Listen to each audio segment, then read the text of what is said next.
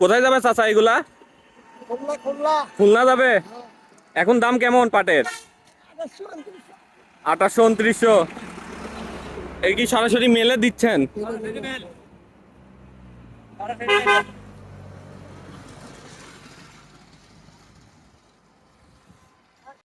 কত মন পাট যাচ্ছে আজকে?